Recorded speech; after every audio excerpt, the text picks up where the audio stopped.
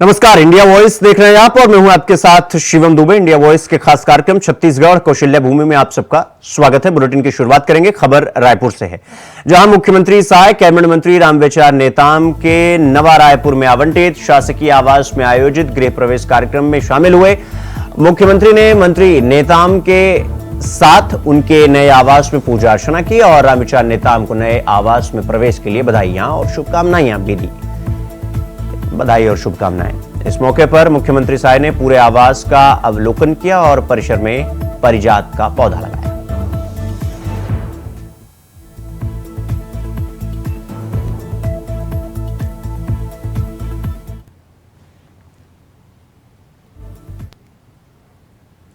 वहीं सूरजपुर जिले के अंतर्गत विकासखंड प्रेमनगर में लीली कंप्यूटर इंस्टीट्यूट में अध्ययनरत बच्चों को लैपटॉप कंप्यूटर क्षेत्रीय विधायक और भाजपा जिला अध्यक्ष बाबूलाल अग्रवाल के मुख्य आतिथ्य में बांटा गया। तो भाजपा जिला अध्यक्ष बाबूलाल अग्रवाल ने अपने उद्बोधन में यह कहा कि सभी बच्चों को लैपटॉप का सही उपयोग करना चाहिए। देश के प्रधानमंत्री नरेंद्र मोदी ने जो आत्मनिर्भर भारत का सपना देखा है, उसे सभी को मिलकर पूरा करना होगा।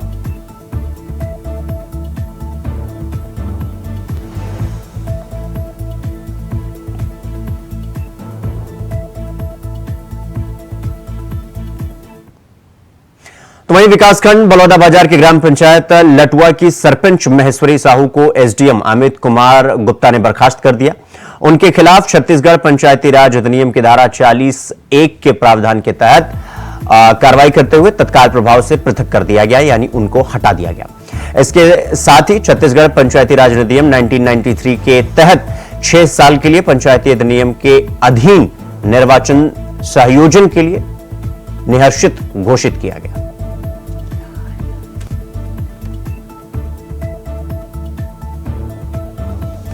तो 6 साल के लिए चुनाव लड़ने पर भी बैन लगा दिया गया और एसडीएम ने बड़ी कार्रवाई की है और सरपंच को बर्खास्त किया है। तो 6 साल तक चुनाव भी नहीं लड़ पाएंगे।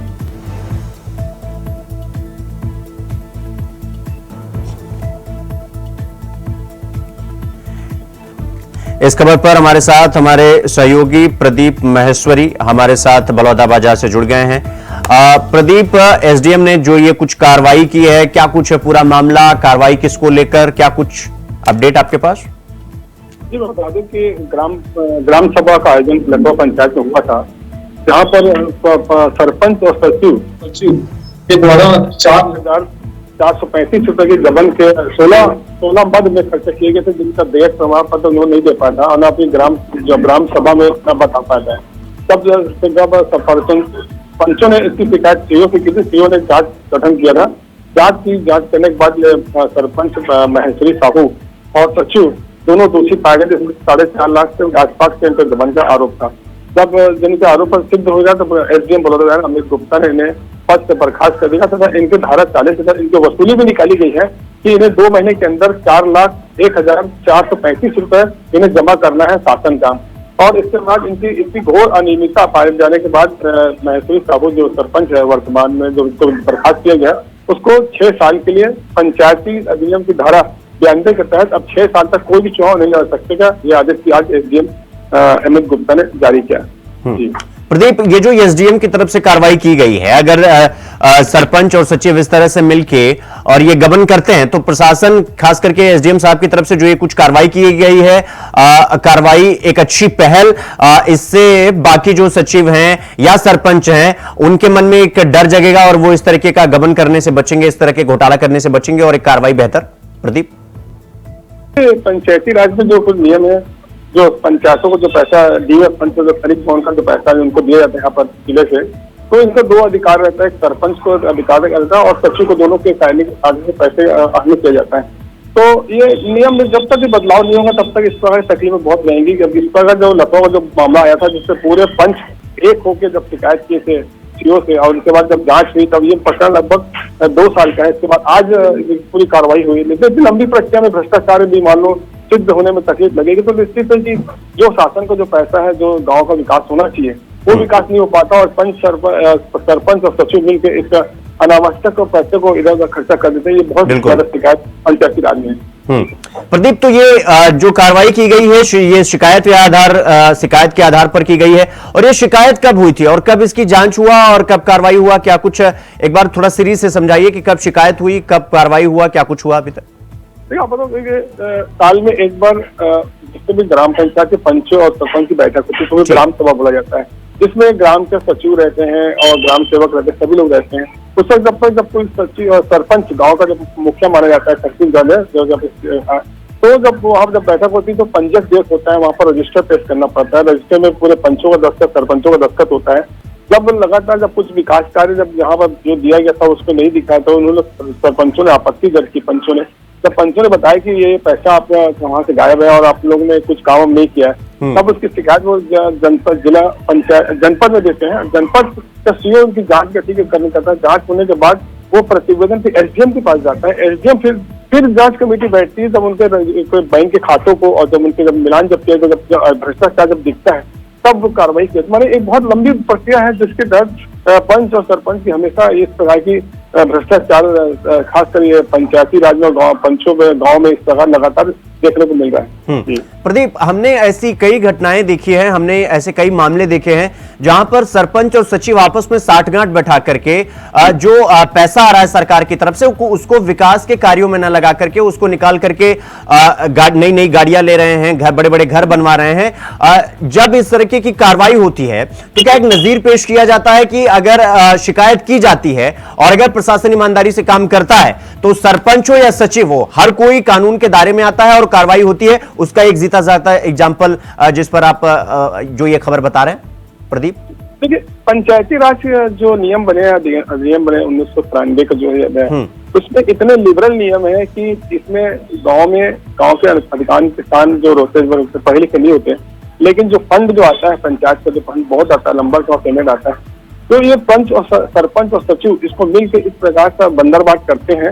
इस जगह हर जगह शिकायत है और जब इसकी शिकायत होने के बाद जब जांच बैठती है, ग्राम सभा होगी, ग्राम सभा होने के बाद फिर जब जांच प्रतिवेदन सीओ के पास जाएगा, सीओ फिर जिसको भेजेगा एसडीएम को भेजेगा, एसडीएम फिर जो कमेटी के जो क्लास वन अधिकारी हो तो वो जांच करने जाता है। तो ये जो प्रक्रिया, जो भ्रष्टाचार को जो उजागर करने की जो प्रक्रिया इतनी लंबी है, जिससे कि जो पंच जो सरपंच जनपद के बच्चे जो चुन के जो आते हैं वो बहुत जल्दी बच जाते हैं इस पर। जो कि मान लो जी कोई रोड बनाया, किसी रोड बनाया और किसी रोड बह गई किसी कारणवश से, तो ये लाखों रुपए की जो रोड जो बह जाती है पानियों में, जो बताया कागजों में बन जाती है, ये उसी प्रकार का उदाहरण है।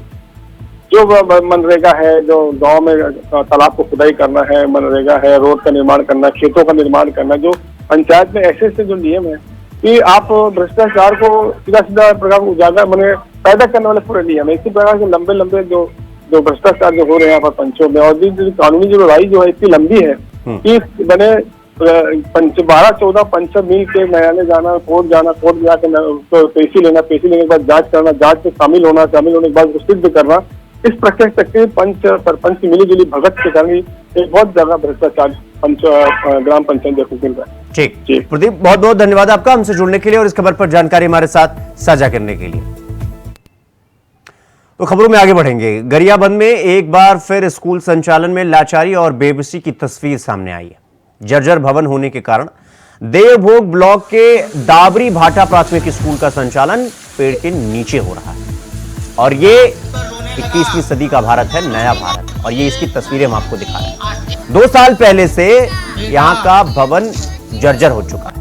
मुख्यमंत्री जतन योजना के तहत मरम्मत की मंजूरी भी मिली थी, लेकिन काम नहीं होने के कारण इस साल भी प्राथमिक स्कूल के 40 बच्चों को पेड़ के नीचे बैठाकर पढ़ाया जाता है। बारिश में जर्जर भवन के छज्जे गिर रहे हैं, कभी भी स्लैब ढह सकता है।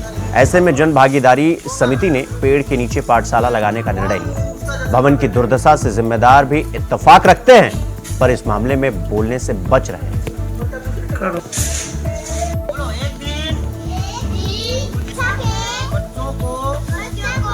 पता नहीं हमारा गांव का प्राथमिक शाला जर्जर हो गया। अभी उसमें कोई बच्चा अंदर पढ़ नहीं सकता, ना कोई गुरुजी अंदर जा नहीं सकता, कोई भी अंदर जाने की हिम्मत नहीं है। सब जर्जर हो गया, दलदल होकर कभी गिरने वाला है।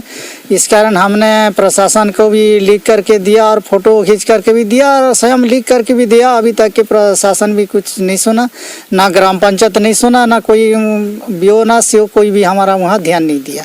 इस कारण हमने बच्चों को बाहर एक कुसुम झाड़ के वहाँ पढ़ाना पड़ता है, जिसमें पानी आने से 1-2 घंटा के बाद मैदान भोजन दे करके छुट्टी करवा देते हैं। तो कितने साल से दिक्कत है? ये 2 साल से हो गया है। तो क्या बोलते हैं अधिकारी? अधिकारी होगा बनाऊंगा ऐसा करके बोलते जा रहा है। अभी तक की कोई बन नहीं पा रहा है। ठेका ले लिया हूँ, बनेगा ऐसा करके भी बोले बीओ साहब ने, तब के भी अभी तक नहीं बना। हाँ, निश्चित तौर पे यहाँ पे आप लोग स्वयं देख रहे हैं कि यहाँ पे हम लोग मतलब स्कूल के जो जर्जर अवस्था है यहाँ बिल्कुल खतरे के से खाली नहीं है। अब इस प्रकार का हम बच्चों के साथ रिस्क नहीं ले सकते। मजबूर होकर हमको एक झाड़ के नीचे बिठाना पड़ रहा है, भरी बारिश में, तपती धूप में। इस कई प्रकार का सामना करना पड़ रहा है बच्चों के साथ हम लोग को भी। यहाँ तक कि हम बच्चों को अंदर भी मतलब एंट्री करने नहीं दे रहे हैं। कल को कुछ हो जाए तो उसका रिस्क कौन लेगा? इस प्रकार का कई प्रकार का मीडिया वाले भी आ चुके हैं और यहाँ का संधान कर चुके हैं, किंतु किसी प्रकार का अभी तक हमको किसी प्रकार का मतलब कार्रवाई उनके द्वारा किया गया जो हमको अच्छा से मतलब गाँव वालों को संतुष्टि नहीं हुई और न बच्चों। तो इस खबर पर हमारे साथ हमारे सहयोगी लतीफ मोहम्मद हमारे साथ गरियाबंद से जुड़ गए हैं। लतीफ, जिस तरीके की तस्वीरें हम देख रहे हैं, नए भारत की तस्वीरें, स्कूल जर्जर पड़े हुए हैं, बच्चों को वृक्ष के नीचे बैठाकर उनको नए भारत की तस्वीरें दिखाई जा रही हैं, ये कहां की पूरी तस्वीर हम देख रहे हैं और क्या कुछ पूरा मामला है? वजह क्या है कि अभी तक स्कूल का निर्माण नहीं हो पाया या स्कूल का जो मरम्मत होना था वो नहीं हुआ और इसके पीछे का जिम्मेदार कौन? विस्तार से बताइए लतीफ। जी देखिए, ये पूरा मामला है देवोक ब्लॉक के जो दावरी भाटा प्राथमिक शाला स्कूल का है, जहां पेड़ के नीचे बच्चों को पढ़ाया जा रहा है। जी बता दूं, विगत 2 सालों से इस स्कूल के लिए या तो मरम्मत या भवन के लिए लगातार ग्रामीण और जो शाला प्रबंधन मांग करते आ रहे हैं, लेकिन अभी तक इनके मांगों को अनसुना किया जा रहा है। अब जिसका जो अभी जीता जागता तस्वीर है वो पेड़ के नीचे पढ़ाई करते बच्चे हैं।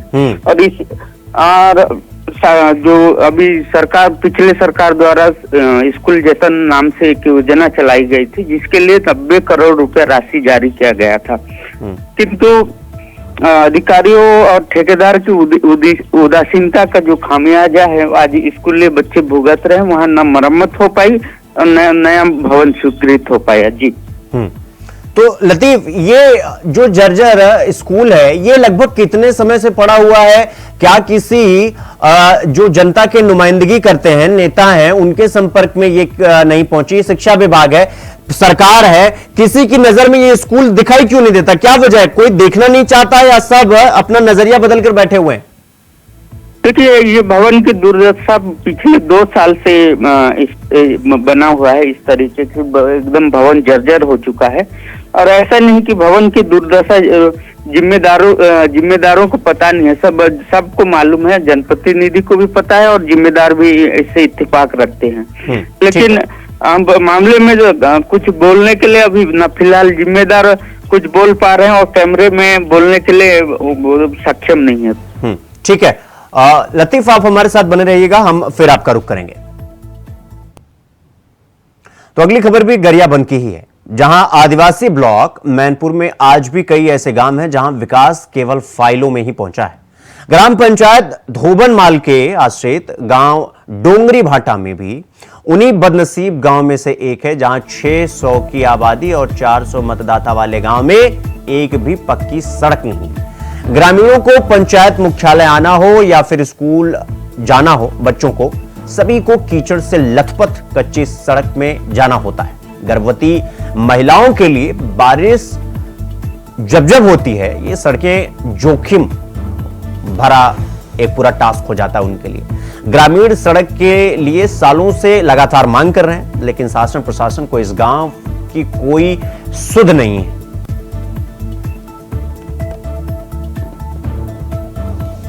चले गए, कांग्रेस का विधायक चला गया, जनता का विधायक गया, लेकिन आते हैं वोट के समय ना ये रोड बना देंगे, ये तुम्हारा ये बना देंगे, लेकिन कुछ नहीं कर सकते। ये लोग बोलने का वोट खींचने का तरीका है, कुछ नहीं है सर। हाँ, तो कितना सालों से रोड ऐसे कीचड़ है? बहुत दिन से ऐसे कीचड़ है सर। एक बार ही मिट्टी डाले थे और कुछ नहीं। पर साल भी हम लोग ने गाली गुलज किया, हमारे महिला लोग भी गाली गुलज किया, अनेक प्रकार के लोग ने किए। उसको बता दिया सरपंच ने, थोड़ा थोड़ा उर्मी डाल के कहाँ का मिट्टी के ला कर यहाँ डाल दिया था। अभी आप अब रास्ता में बहुत चिकला हो रहा है, तो मेरे को गर्भवती को डिलीवरी के समय लेने से बहुत परेशान होता है। तो इमरजेंसी में बुलाने से भी कोई गाड़ी आता नहीं, कोई गाड़ी बुलाने के लिए जाने से भी तकलीफ होता है, मोटरसाइकिल भी नहीं जाता, कुछ भी नहीं। इतना परेशान से भैया वो गाड़ी को फिसल फिसल के जाता है। तो वहाँ से मेन रोड तक कैसे ले जाते हो मरीज को? वो गाड़ी को लोग फोन करते हैं ना, वो इमरजेंसी वाला गाड़ी नहीं आता। कितना तकलीफ से आता है भैया, गाड़ी बोलने से भी हो। वो पैसा दे के ही ले जाते हैं। वो सरकारी वाला गाड़ी नहीं आता ना, वो तो बहुत परेशान से वो नाम मांगता है। तो वो चिकला है बोलने से तो नहीं आता, तो कैसे करके वो आएगा? इसलिए वही गाड़ी को कितना परेशान से बोलते हैं तो वो आता है गाड़ी। आपका हमारे डुंगरी भाटा का बच्चे लोग 2 किलोमीटर मिडिल स्कूल पढ़ने जाते हैं, 1 किलोमीटर प्राइमरी स्कूल जाते हैं। इतना चिकला रास्ता है, लड़के बच्चे जितना भी घर का माता पिता लोग बोलते हैं चलो स्कूल पढ़ने जाओ, बोलने से ये हिसाब से लड़के बच्चे भी नहीं जा पा रहे। कोई लड़के बच्चे जाते हैं, कोई लड़का बच्चा नहीं जाते हैं। ये समस्या आपसे नहीं है, 10-20 साल तक के भी वहाँ ये रोड के बाबत में हम लोग मांग किए हैं, विधायक तक के भी मांग किए हैं। अब पक्की रोड ही बनना चाहिए, क्योंकि बॉर्डर सामने है। और ऐसे तो चुनाव माहौल में हम लोग कई बार भी हम लोग नेता लोग को बोल चुके हैं भी हैं, और गाँव पवित्र जितना भी है सभी लोग भी बोले हैं। अब तक के वही ही चिकला। तो हमारे सहयोगी लतीफ हमारे साथ बने हुए गरियाबंद से। लतीफ, अभी हमने स्कूल को देखा तो स्कूल नहीं है, गांव में सड़कें नहीं है, सड़कें हैं तो ये सड़कों की तस्वीर देखकर तो ये लग रहा है कि गरियाबंद तक विकास आते आते वो विकास भी खुद मुंह मोड़कर यह चला जाता है। तो ऐसी स्थिति इस गांव की क्यों बनी हुई है? क्या वजह है कि विकास इस गांव तक पहुंच नहीं पाता है? देखिए, जो पूरी तस्वीर है वो मैनपुर ब्लॉक आदिवासी विकास खंड है। धोबनमाल ग्राम पंचायत के जो डोंगरी भाटा गांव है, जहाँ से लगभग 600 से जनसंख्या है, वहाँ आज तक विकास नहीं पहुंची और ग्रामीणों को अभी भी कच्चे रास्ते से आना जाना करना पड़ता है, जो कि कीचड़ से, बारिश में कीचड़ से लथपथ हो जाता है। और वहाँ पढ़ने वाले बच्चे भी कभी फिसलते हुए, गिरते हुए स्कूल पहुंचते हैं। कभी कभी ऐसा स्थिति आता है, गिरने के बाद वो घर वापस चले जाते हैं और शिक्षा भी सही ढंग से ग्रहण नहीं कर पाते। जिसके लिए जिम्मेदार हम बात करें, इसके लिए मैनपुर के जो स्कूलों हो या रोड रास्ते की बात करें तो बता दूं, भवन हो या गांव हो, सड़क की समस्या वर्षों पुरानी है, किंतु समाधान के लिए पहल करने के बजाय अधिकारी किसी न किसी के ऊपर दोष मढ़ते नजर आते हैं। ठीक है लतीफ, बहुत बहुत धन्यवाद आपका हमसे जुड़ने के लिए और इस खबर पर जानकारी हमारे साथ साझा करने के लिए।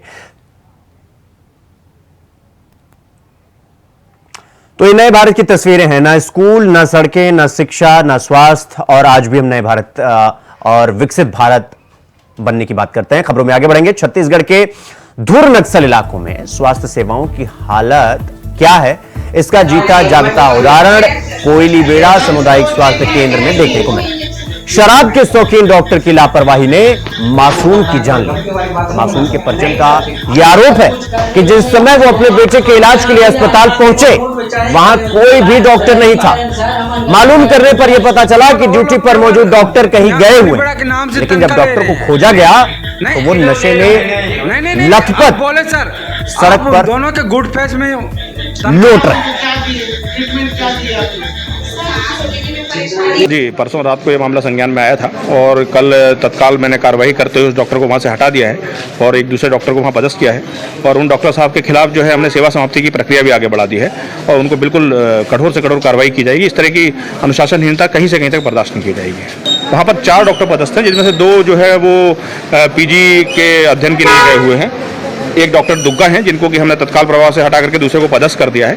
तो अभी वहाँ पे 2 डॉक्टर रहेंगे, एक डॉक्टर मैं वहाँ पे और पदस्थ करने वाला हूँ। तो डॉक्टर की लापरवाही और एक मासूम की मौत, ये 2 अलग अलग चीजें नहीं हैं।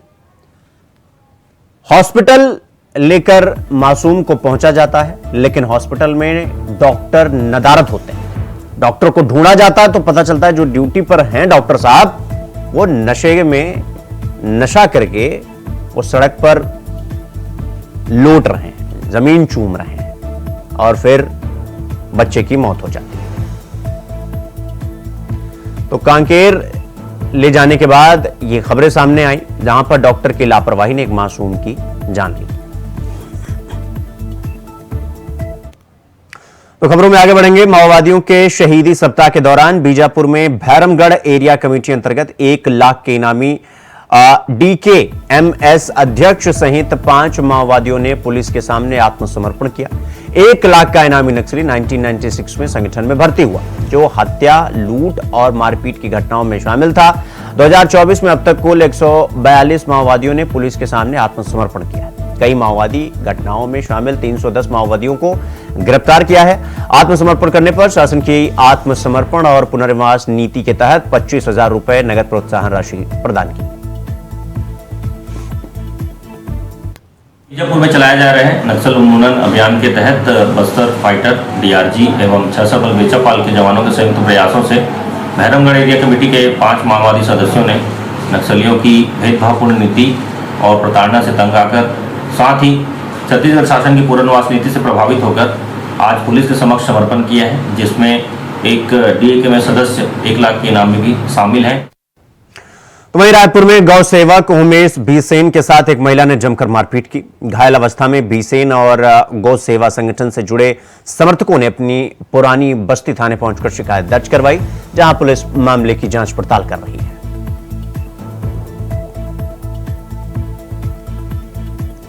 गाली गलौज का आरोप लगाया और गौ सेवकों को महिला ने जमकर पीटा। तो पंखाजुर से बड़ी खबर आपको बता दें कि ठेकेदार की लापरवाही सरकार को लगातार चूना लगा रही है। जल जीवन मिशन कार्य में भारी लापरवाही, पानी टंकी निर्माण में ठेकेदार की मनमानी और इंजीनियर की गैर मौजूदगी में निर्माण किया जा रहा है पानी की टंकी का। करोड़ों के कार्य में लापरवाही का वीडियो सामने आया है। ये देख सकते हैं, ये पानी की टंकी का निर्माण हो रहा है। इस निर्माण में ठेकेदार की मनमानी आ रही है, क्योंकि पानी के ये टंकी का जो निर्माण है उसमें इंजीनियर कहीं दूर दूर तक नहीं है, गैर मौजूद रहा है और करोड़ों के कार्य में लापरवाही का तस्वीर सामने आया है। ये तस्वीर भी हम आपको दिखा रहे हैं। ये पानी की टंकी का निर्माण हो रहा है।